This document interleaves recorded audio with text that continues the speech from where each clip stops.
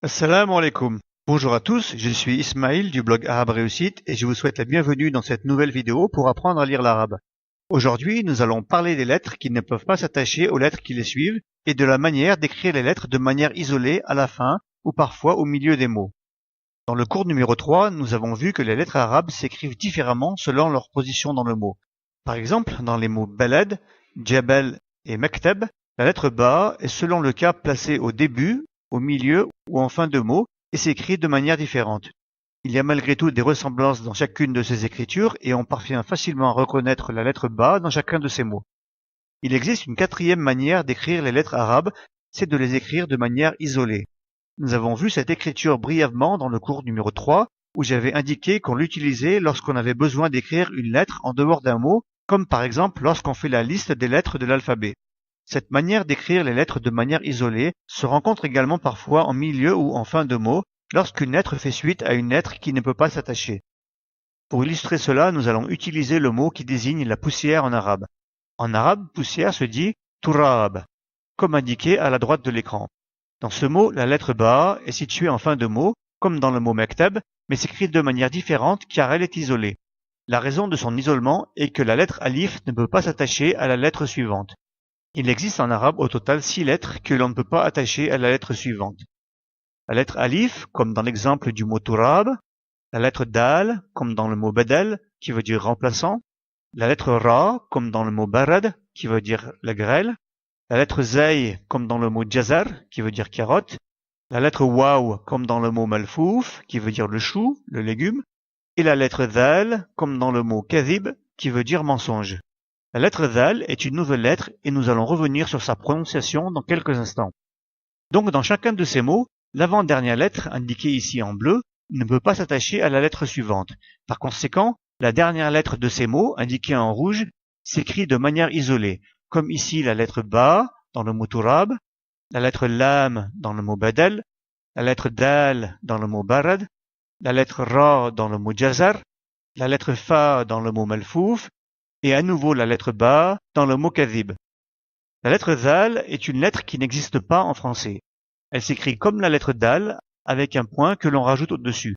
Pour la prononcer, il faut partir de la même position que la lettre dal qui correspond au D en français, mais au lieu de frapper le bout de la langue contre l'arrière des incisives, comme pour la lettre dal dans les mots badal ou balad, vous placez cette fois le bout de votre langue sous les incisives et expirez l'air à cet endroit. Dha, dhi, dhu, kadhib.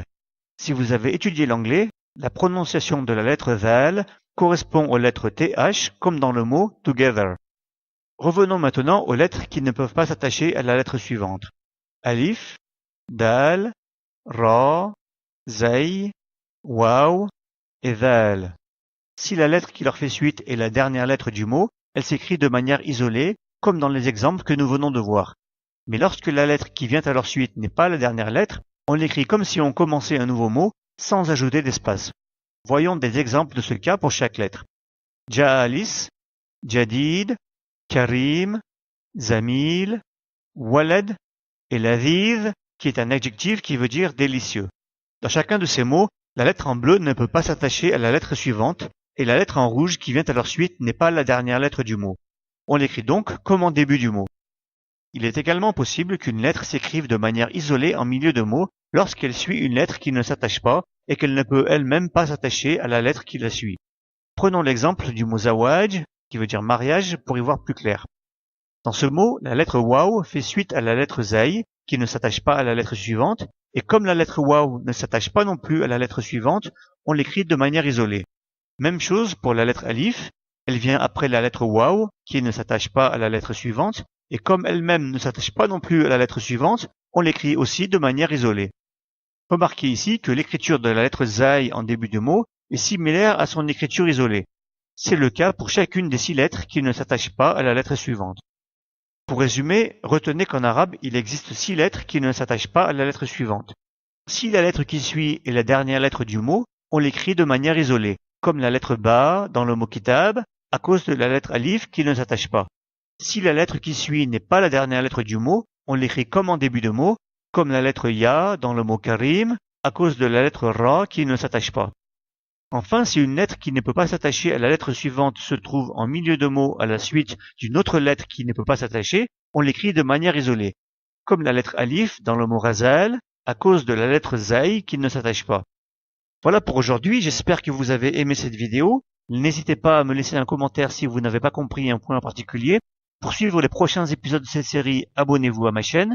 Vous pouvez retrouver tous mes articles ainsi que d'autres formations sur le blog Arabe Réussite et être tenu informé de toutes les nouveautés en vous abonnant aux comptes Facebook et Twitter, dont les liens sont indiqués dans la description sous la vidéo. Wassalamu alaikum.